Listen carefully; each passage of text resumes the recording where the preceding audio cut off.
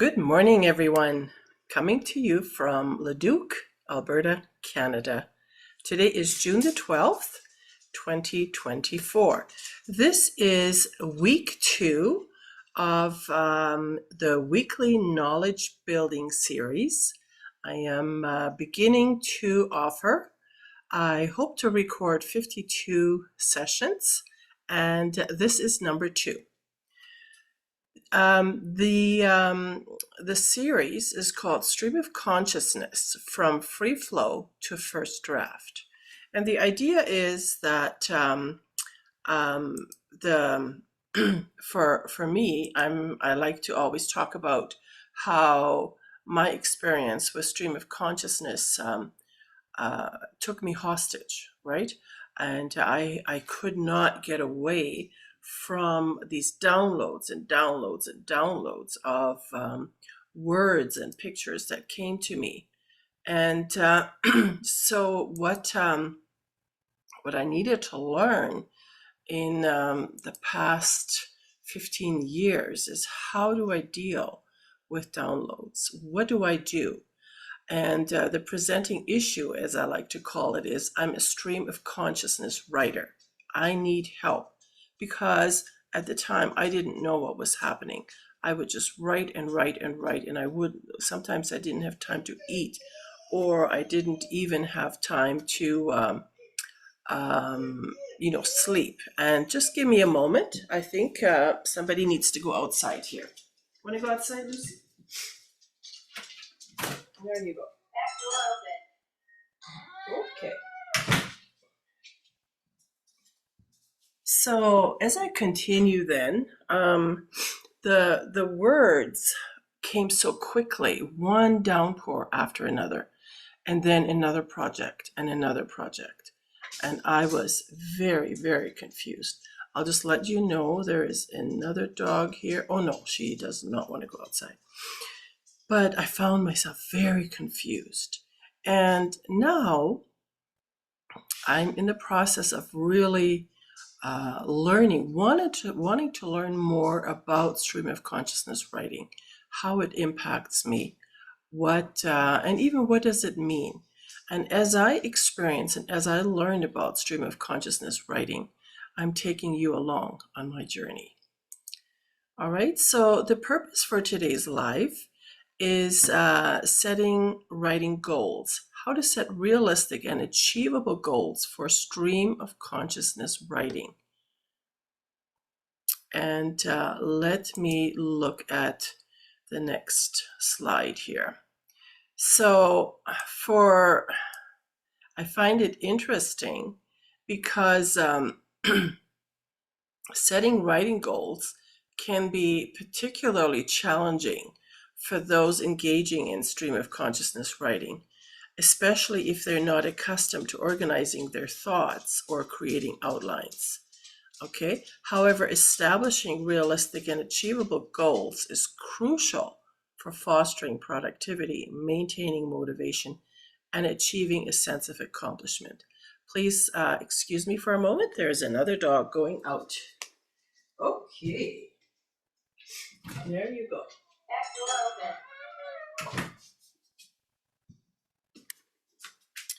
All right. So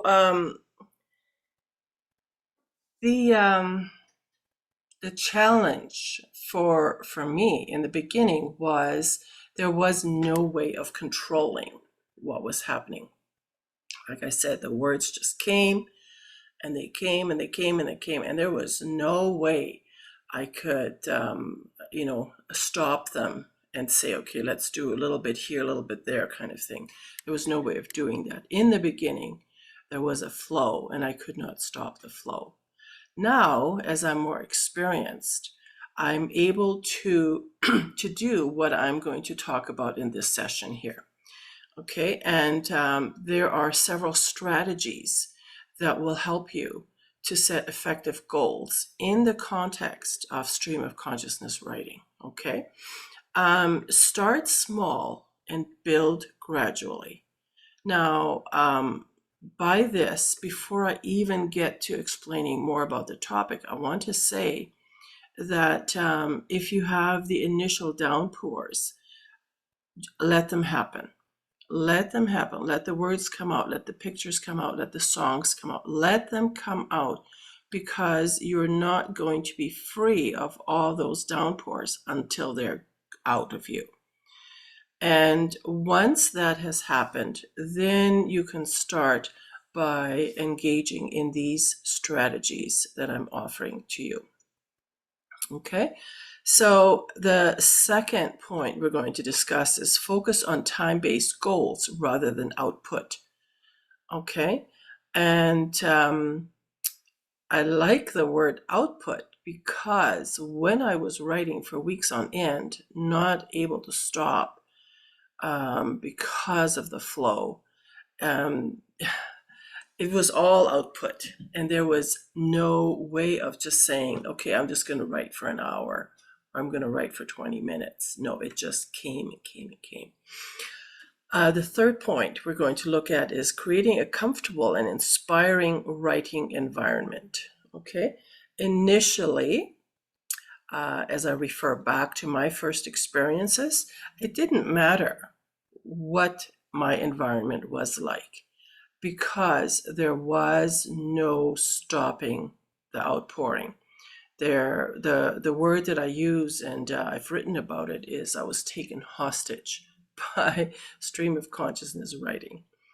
All right, and incorporate writing prompts and exercises. Set flexible goals and allow for spontaneity. That is very important, and we'll talk about that some more.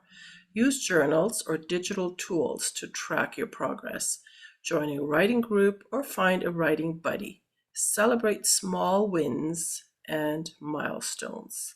And that part I'm going to enjoy talking to you about for sure. So the point of this video then is, by focusing on the process rather than the output, writers can cultivate a productivity and fulfilling a writing routine that embraces the spontaneity and creativity inherent in stream of consciousness writing. Okay, that's a lot of words, but it's all about the process rather than the flow, the output. Okay. All right. So point number one then, start small and build gradually. For writers new to stream of consciousness, or those who struggle with organization, starting with a small, manageable goal is essential. Setting overly ambitious goals can lead to frustration and burnout. Begin with a commitment to write for a short, specific amount of time each day, such as 10 or 15 minutes. This approach helps build a consistent writing habit without overwhelming the writer. As confidence and stamina grow, the duration can gradually be increased. Okay, so this is the first point we want to make. But as I expound on this, I want to say, if you have experienced stream of consciousness outpours like I did in the beginning, okay, the first assignment was 50 pages. And I know I got a 99% on it, but when I read it the second time, if you had seen the punctuation errors, the spelling errors, it was absolutely incredible. But that's exactly how stream of consciousness is described. It's an outpouring of words and thoughts and feelings and just experiences that you are going through, and you have no chance to edit or even worry about punctuation. It just comes. What we're talking about here, starting small and build gradually. The way, because I didn't know any of these strategies, what helped me was I used Julia Cameron's The Morning Pages, okay? And for almost 36 weeks, maybe it was more like 30 weeks, I wrote 3 pages every day. And the morning pages are great because you pick up the pen, there is a quote, okay, that kind of gets you kick-started. And then I wrote for 3 pages and sometimes even more, just to get everything that was in my mind out on paper. And the more I did that, the more free I became to actually start thinking a little bit, and not be so overwhelmed by everything that was stuck in my mind, all the feelings that were stuck, that were in my heart, and that my soul literally was overwhelmed. Please forgive me, but there's a dog once in. Okay, come in.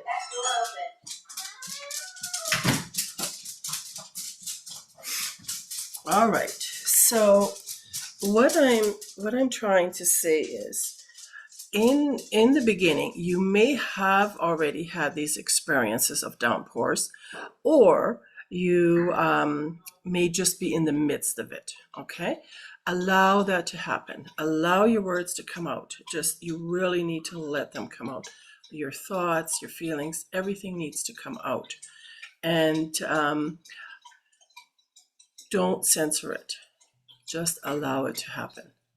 If and when that has occurred, for you to build new strategies, do this every day for 10 to 15 minutes. Just write. Or do as Julia Cameron in the Morning Pages suggests, write 3 pages every day. It doesn't matter what you write about. It's not for someone else to read. You may want to reread them. I have never reread mine. It's just to empty yourself of all the thoughts that have been rummaging around your mind, and about all the things that your soul has been busy incorporating and trying to make sense of. Okay? So what I'm saying to you is, the first point is to start small and to build gradually. Okay? But I do understand that you may find yourself in a situation where that is not currently possible.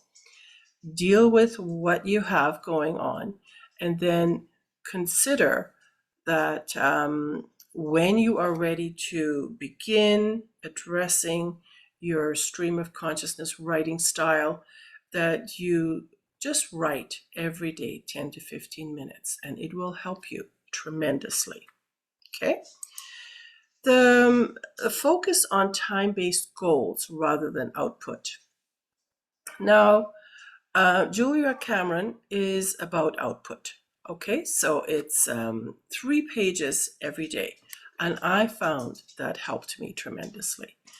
But here we're talking about, given the unpredictable nature of stream of consciousness writing, setting goals based on word count or the number of pages can be counterproductive. Okay, and not in my case in the beginning. Okay, but we want to look at both ways here. Okay, instead, for this point here, we're talking about focus on time-based goals. For example, aim to write for 20 minutes without interruption or distraction. Okay, this shifts the focus from the pressure of producing a specific amount of content or the process of writing itself, to the process of writing itself. The key is to allow your thoughts to flow freely without the constraint of reaching a particular word count. So what I'm trying to say here is that you may be on either side of the spectrum. Okay, you may want to decide which is best for you. Write for 20 minutes. Maybe begin by writing for 10 minutes and then work towards writing for 20 minutes. Or you may want to write 3 pages a day. Or you may want to allow yourself to write as much as you need to. Some days I would write like 5 pages, right? Or even more. So take a look at what is your need. What do you need to help you past the point of outpouring, downpours that take you hostage and that prevent you from living life. Creating a comfortable and inspiring writing environment. Okay, so this point, it says setting up a conducive writing environment is crucial for stream of consciousness writing. Find a quiet, comfortable space where you feel at ease and free from distractions. Okay, this could be a cozy corner at home, a favorite cafe, or a serene outdoor spot. An inspiring environment can stimulate creativity and make the writing process more enjoyable, encouraging consistent practice. Now, I like what I'm saying here, but I also want to add that what about the environment of what's going on up here, right? If this environment, if my head is cluttered and preoccupied, it's very difficult for me to focus on writing. And so, yes, the space around me needs to be comfortable. It needs to be tidy, right? Or I need to be able to block it out, depending on what kind of a day I'm having. Sometimes I'm able to do that when there's a lot of distractions going on around me. But what is the condition of my mind? Okay, is it distracted? Is it preoccupied? Again, then I need to go back to step one and start writing out what's bothering me. What is keeping me preoccupied before I can actually focus on what I'm working on? All right. And the next point is incorporate writing prompts and exercises. So I find that very interesting. And it's to help generate ideas and maintain momentum. Incorporate writing prompts and exercises into your routine. Prompts can be simple phrases, questions, or images that spark the flow of thought, right? For example, here I'm talking about starting with a prompt like describe your earliest memory or write about a place that makes you feel peaceful. They can help kickstart your writing. What helped me a lot is I took expressive art training. Okay, I am now an expressive art practitioner. But during all the sessions, our professor would give us an opportunity to be creative, okay, with whatever material he asked us to use. And then we would write a story or a poem or a song. And sometimes he would say, a long time ago was the beginning of a story. And sure enough, the story, I may have chosen the name of a character that I'm writing about, but you know what? It was actually my story. Sometimes we would start a sentence with then. Okay, so then, blah, blah, blah, blah, blah, and then, and then, and it just takes us further and further into our thoughts, into our feelings, into what's actually going on the inside of us. Because I don't know about you, but sometimes when we grow up, our parents are very busy and they don't really have time to ask us how we're doing, what you're thinking, what you're feeling, or if they are raised in stressful environments and life is very stressful around them, they don't have the capacity to care or even know what it is that you might need.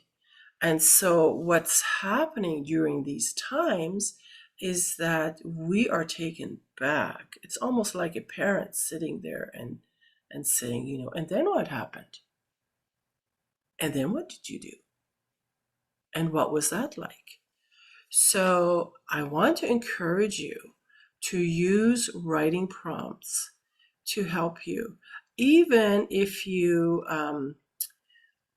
what I used to do with my clients, okay, so I've offered what did I call it? Releasing creative streams um, to clients who were victims of domestic abuse and sexual trafficking. So where was I going with this? I just lost my train of thought. Oh, yes. I would say start with a character's name. My character's name was always Shishi. I called her Shishi. Okay. And so then what I would say is Shishi is today thinking blah, blah, blah, blah, blah. And or Shishi is sweeping the floor, and then continue the story. And as Shishi is sweeping the floor, she is remembering, oh no, I did blah blah blah blah blah. Okay, so feel free to give your character a name. Don't be concerned about writing your own story. Just let your character tell the story. Okay, and you will be surprised with the result. Set flexible goals and allow for spontaneity. Okay, that's what I'm talking about. We want to have goals. We want to have time goals. Maybe you want to have a number of page goals. Maybe you want to come up with a description of your character for that day. You want to have some kind of a goal, right? You want to have a commitment that you're going to get something done. But stream of consciousness writing thrives on spontaneity and the free flow of ideas. I can tell you for sure, if I had not incorporated Julia Cameron's morning pages, and if I had not taken the amazing classes with Dr. Marcus from World Art Organization, I would not be able to follow an outline in my writing. And I have to tell you, I'm getting better every year. Even my papers now, when before, like I explained last week, they were just a bunch of quotes that I found because they kind of struck a chord in me, and I would write the quotes. But I had no way of explaining what that meant to me. So then I learned to, ask some questions. Why did this strike a chord within me? What does this mean to me? And then I learned to elaborate on the quote. Whereas now I can actually set out an outline and say, okay, this paper, I'm going to write about this point, this point, this point, and it's going to incorporate the following subpoints, okay?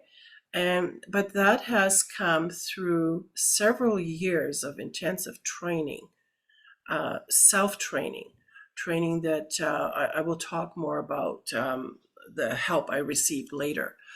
But it actually meant getting to know myself, right? The way I operate, and allowing everything, every thought and every feeling and every anxiety and every joy to come forward in writing, okay? And but not just in writing, but then for me to feel it.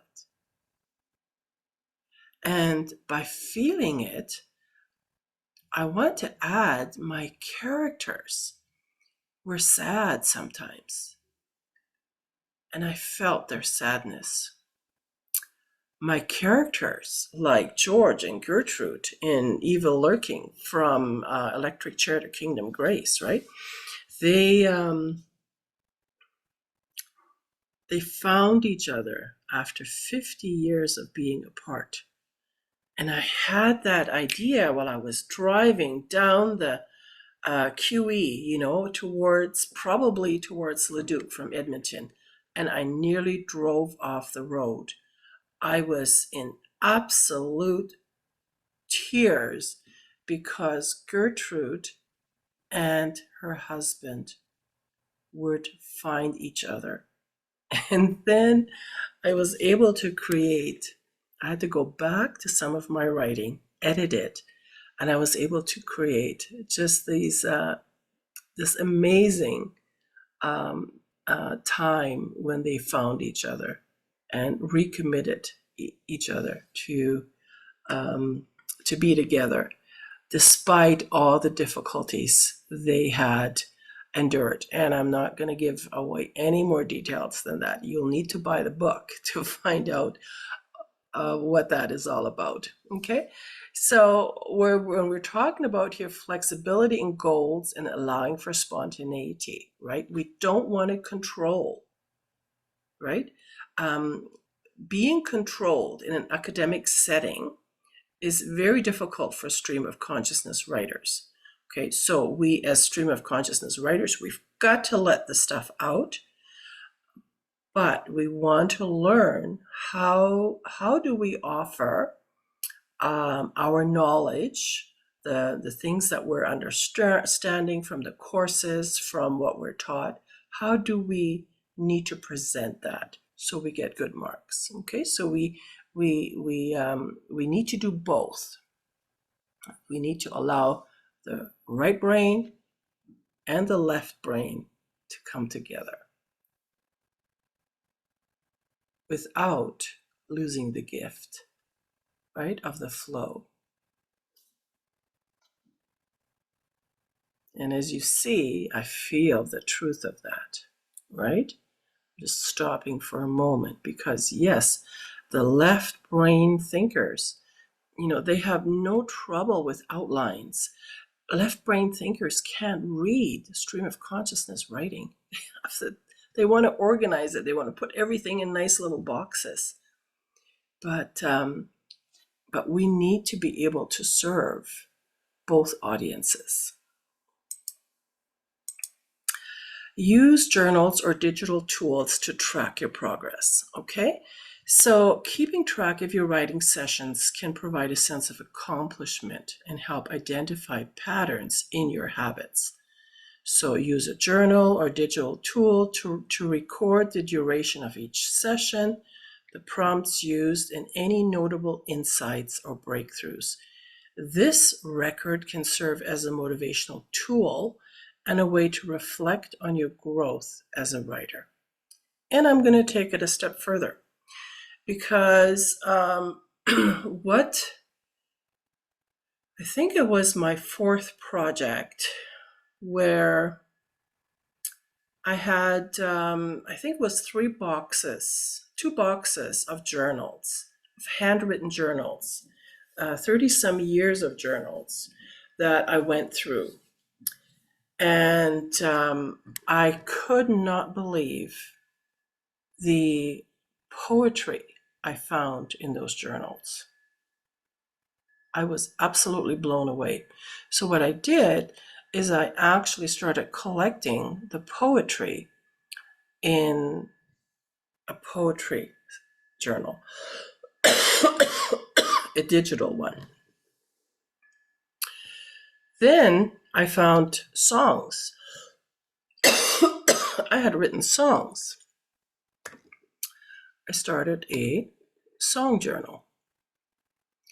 And then, guess what? I found art. Unbelievable. I had forgotten about art. And so creativity in all ways, right? I found stuff, put it together into a project. And now, as I'm learning to incorporate the left brain, the academic side, I'm going to use those kinds of pieces, bits and pieces, and I'm going to organize them into several projects. It's really cool. So I encourage you, Another one, another project I'm just remembering is as a student, Christian Leadership University student, we always ask the Lord, Lord, is there something you would say to me about this? Or particular questions like that, where we would have conversations with Him. And for the most part, what I've done is I have taken them and put them into their own folder. At last count, at 84 pages or something like that. And so that in itself is another project. And that may not need much tweaking at all. Okay? So what I want to say to you is I want to encourage you, keep track of what you're writing about and find a way to listen to what's happening on the inside of you. Maybe you're working on a project. Maybe you're working on a legacy, right? Maybe you're telling a story of your family, and you can take that from first draft, right? And all the way through to publishing it. Okay, so I really want to encourage you. Keep track of your writing. It's not wasted. It's not foolish. What also really helped me is I joined a writing group. I think it was in 2018. I met my now deceased friend Emily in the Beaumont Writers Group. And Emily became more than a writing buddy. Emily became my friend. And Emily went through thousands of my pages. And she would help me. She would challenge my thinking by saying, Martina, is this what you want to say? Is there more you want to say about that? She really encouraged me to take my writing from the first flow to the first draft and then into publication. Then I started my own writers group. And so I had about eight different people going through each of my chapters with recommendations, with observations. I have to tell you, at first, it really hurt. When they made comments, ooh, it felt like a knife went in my gut, my heart. But I learned to take it. I learned to take their suggestions and run with them. And I made corrections. I made changes, and that would become my, I don't know, maybe third or fourth draft. And then after that, there was a fifth, sixth, seventh, eighth draft until I have published my major, two of my major projects now and some smaller ones. None of them, to my estimation, are an editor would edit them differently. They would probably have me change the whole thing. But I do have spiritual counsel. I had asked for advice, and it was suggested that I go ahead and publish as is, which is what I did. And on that note, we're getting to celebrating small wins and milestones. Now, honestly, where I just missed my thing here. So recognizing and celebrating your progress, no matter how small, is so important. When I finished that first project, 50 pages, an assignment, the professor said he had never seen an assignment like that. Yes, it had so many grammatical errors and And spelling errors, I couldn't believe how he even gave me 99%. But the work was so incredibly, it was so touching. It was so awesome.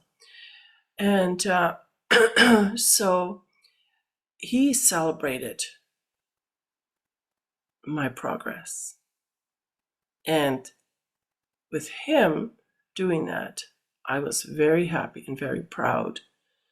Then, what I haven't told you about, I don't think, is how, and I have the book downstairs. I don't have it here. I'll talk about it another time, and I'll show you the examples I have. But so completing a week of consistent writing sessions, overcoming a challenging prompt, or simply feeling more comfortable with the stream of consciousness technique are all achievements worth acknowledging, right? You are not weird. You're not strange. You have a different way of expressing yourself, and that is just fine. There are many of us that are similar. So value the gift you've been given. All you need to do is learn how to take it to the next level, take it to the next step, take it from your free flow, right? Take it to the first draft. And then, with the help of others, keep working on it until it's ready for publication. Okay? And then celebrate. Celebrate when you have the confidence to ask someone to help you. Celebrate when someone read your work and made comments. You know what? I was so excited. In addition to the writers groups people that went through my my work, I invited others. I printed out the whole book, put it in a binder, passed the binder to several friends who would read it and ask questions or made comments. And it helped me understand how my writing, how my story impacted them, and how they were touched, right? And I could see how my writing emotionally touched them, how it helped them even to uncover some of their own story, how it helped them emotionally, spiritually. And I really celebrated that. And I celebrate them, I thank them. And it really gave me more confidence that even though the way I write, it takes a lot of work, it's okay because the end result is something that touches people's lives. And that's what I'm interested in. So, in conclusion, as you heard me say, I mean, the conclusion I've written here is setting realistic and achievable goals for stream of consciousness writing involves a combination of manageable time-based objectives, a conducive writing environment, flexibility, and consistent practice, right? So yes, but I want you to remember to first and foremost listen to what's going on the inside of you, okay? If you're not ready to, what's happening here? AI is active. If you're not ready to be put in a box that says, okay, write 20 minutes, or write 3 pages, do it as often as you can. Help yourself move forward. Be kind to yourself, okay? Don't force it. Just be kind and promise yourself that you will do it. And especially when spontaneity hits, right? You want to be there. I'll give you another example. I know it's supposed to be the conclusion, but one day I was sitting in a chair and I had a pen and paper in hand, and all I did was listen. And I wrote down, listening to the bird in the tree, Oh, a motorcycle is roaring in the distance. I hear an airplane going overhead. I wrote down all those things I heard and pages upon pages of stuff. So, as I conclude this week 2 session, this week 2, what do I call it? Knowledge series, I want you to be kind to yourself. Okay, I want you to learn to listen to your body, listen to your mind. If you pick up a pen, write down what comes to you. Okay, and focus on the process. Like learn.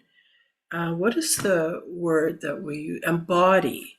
Right. That's the a word I learned as I was taking expressive art training. Right. Embody what's going on inside you and become more familiar with who you are and what's going on. Right. You have a lot to say.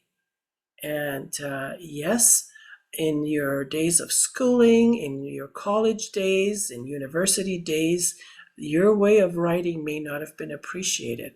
But that doesn't mean that what you have to say is not valuable. Your writing, your thoughts, your feelings, what's going on inside of you has great value and is great truth. First of all, for yourself, and then also for readers. Okay, so by focusing on the process rather than the output, writers can cultivate a productive and fulfilling writing routine that embraces the spontaneity and creativity inherent in stream of consciousness writing. I want to add one more thing in conclusion. Sometimes when this outpouring, this hostage taking wants to take over, sometimes it's good to say no, not today. And you go to the beach or you go for an ice cream. You kind of set a boundary. Okay, not today, not right now. And then when you are back, when you're coming back, then when you're ready, be ready and set some goals. And say to your mind, say to your body, say to your soul that wants to express itself, okay, what you got now? Okay, I give you 3 pages. I give you 20 minutes. Let me have it. On that note, I'm going to invite you to leave comments, whether you are listening to this video on Facebook or on YouTube. Don't forget to subscribe to my channel. Make sure you hit the little bell so you get all my notifications. And don't forget to like it. Put a comment for me. So whether it's a challenge, something that you'd like me to look at, something you'd like me to know about you, feel free to comment and to ask questions. I look forward to speaking to you again next Wednesday. Take great care.